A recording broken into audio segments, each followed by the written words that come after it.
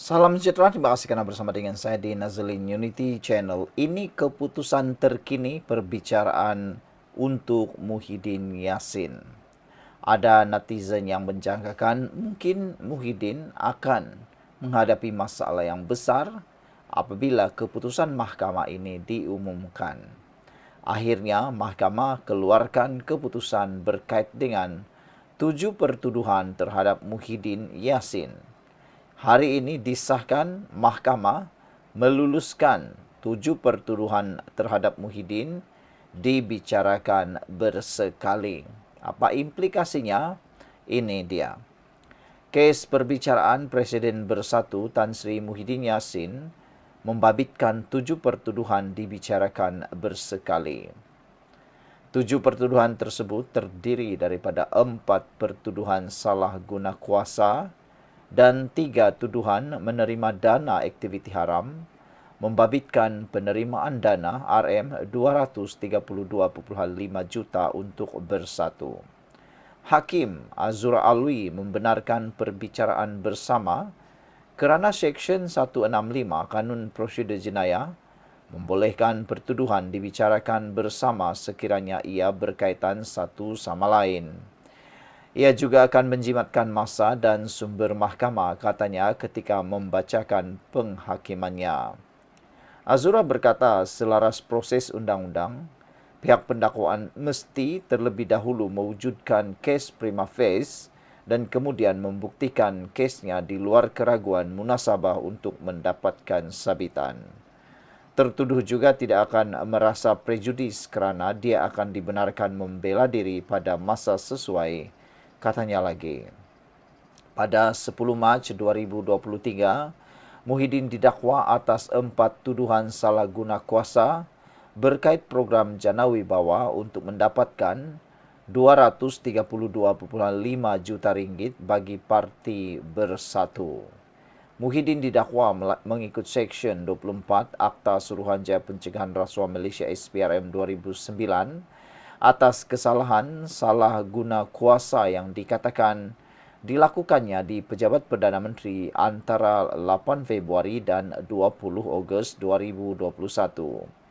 Beliau juga berdepan 2 pertuduhan menerima wang hasil daripada aktiviti haram berjumlah 195 juta daripada Bukhari Equity Sdn Bhd yang dimasukkan ke akaun CIMB Bank milik Bersatu di CIMB Bank, Cawangan Menara KL, Jalan Stesen Sentral di sini antara 25 Februari dan 16 Julai 2021 serta 8 Februari dan 8 Julai 2022.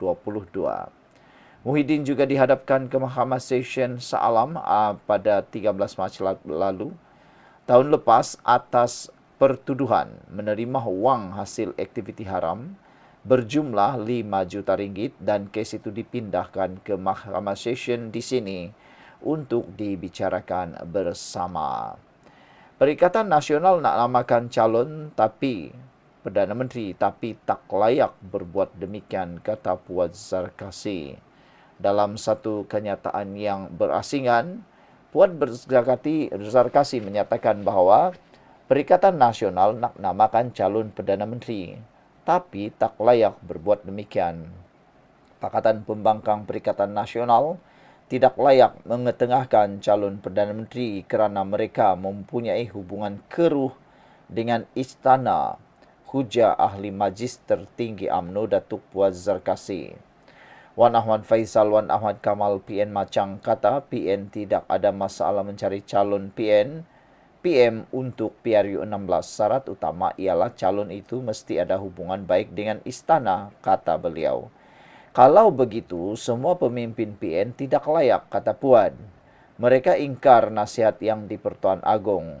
Jangan mengadakan perhimpunan di Istana Kehakiman 6 Januari 2025 yang lalu, katanya lagi. Apatah lagi Muhyiddin, dia menolak nasihat istana agar setelai kerajaan perpaduan. Bukan itu sahaja, Raja-Raja Melayu menolak cadangan dia teruskan darurat dan menggantung parlimen. Pokoknya, jangan suka-suka main sentimen istana untuk politik murahan, kata Puan. Beliau berkata ekoran cadangan PAS dan Bersatu yang masing-masing ingin mengetengahkan calon Perdana Menteri. Sekian dulu untuk kali ini. Jangan lupa tinggalkan komen Anda. Salam sejahtera. Terima kasih karena bersama dengan saya di Nazilin Unity Channel. Ini keputusan terkini Jabatan Peguam Negara terhadap titah edendum Najib yang pastinya membuatkan ramai orang makin gembira ataupun sedih. Keputusan ini pastinya adalah keputusan yang ditunggu-tunggu oleh Najib Tun Razak. AGC kata, Jabatan Peguam Negara kata akan meneruskan permohonan larangan bersuara ke atas titah edendum.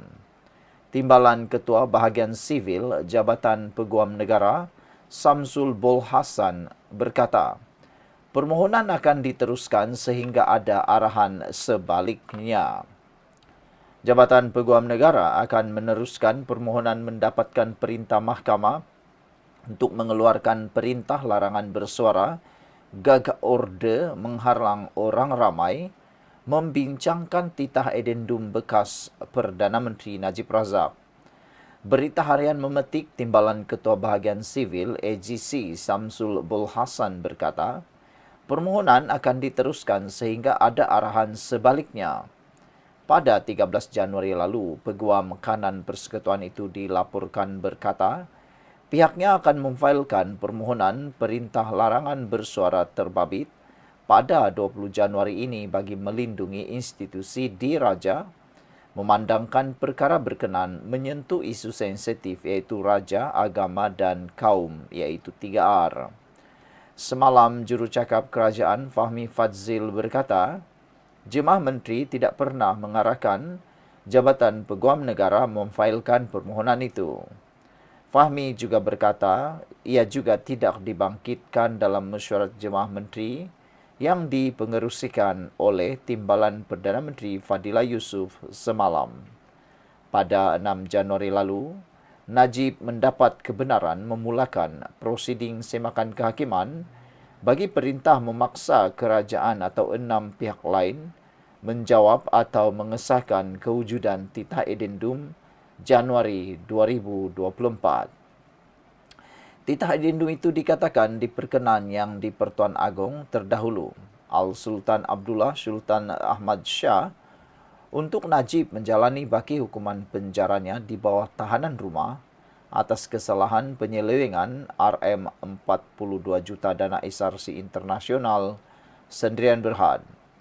Keputusan itu dicapai melalui penghakiman majoriti 2-1 oleh Hakim Mahkamah Rayuan Azhari Kamal Ramli dan Muhammad Firuz Jafril dengan Azizah Nawawi membuat keputusan berbeza.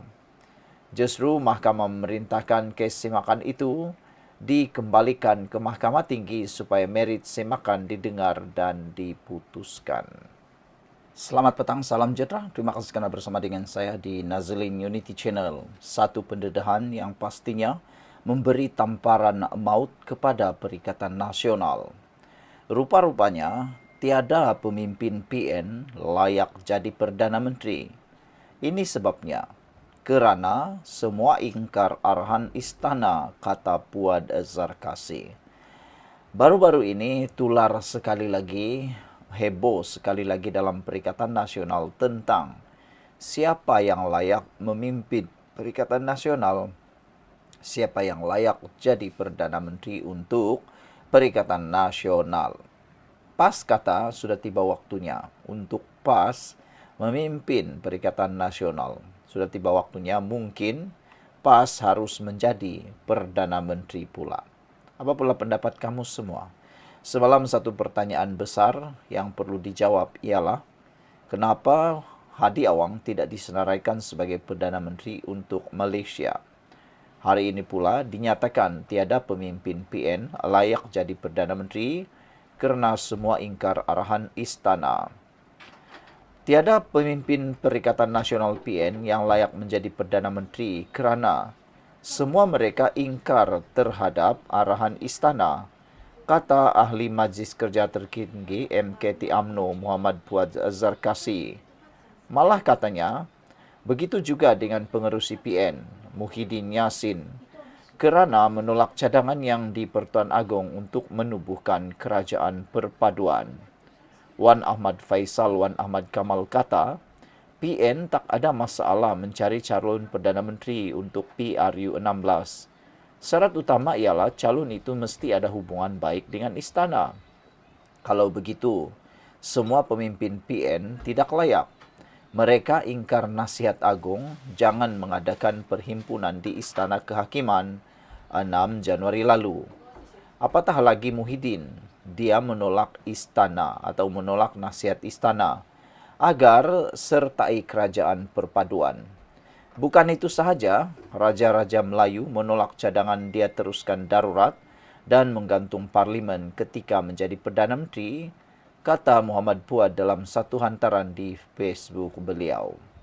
Muhammad Puad mengingatkan pemimpin PN supaya tidak sesekali bermain sentimen istana bagi tujuan politik murahan. Semalam, Malaysia Kini melaporkan Wan Ahmad Faisal berkata, PN tidak mempunyai masalah untuk mencari pemimpin dari parti gabungan itu bagi dijadikan calon Perdana Menteri menjelang PRU akan datang. Kata bekas Ketua Pemuda Bersatu itu lagi, PN boleh mengetengahkan lebih daripada satu nama untuk dipertimbangkan dan ditawarkan kepada pengundi nanti. Bercakap kepada Malaysia Kini, Wan Ahmad Faisal menjelaskan, seorang pemimpin yang ingin dicalonkan sebagai Perdana Menteri mestilah mempunyai hubungan yang baik dengan pihak istana. Justru katanya antara pemimpin PN yang boleh ditonjolkan ialah Muhyiddin Yassin sendiri. Selain Muhyiddin, Wan Ahmad Faisal turut menamakan Ketua Pembangkang Hamzah Zainuddin, Timbalan Presiden PAS Tuan Ibrahim Tuan Man, dan Naib Presiden parti itu sendiri iaitu Ahmad Samsuri Mokhtar. Apa pula komen anda untuk isu kali ini? Mr. Sakau, sebenarnya geng-geng rasuah yang terancam bukannya Melayu yang terancam. Mereka akan membuat apa saja bagi menghalalkan cara, kata Mr. Sakau. Sekian dulu untuk kali ini. Jangan lupa tinggalkan komen anda.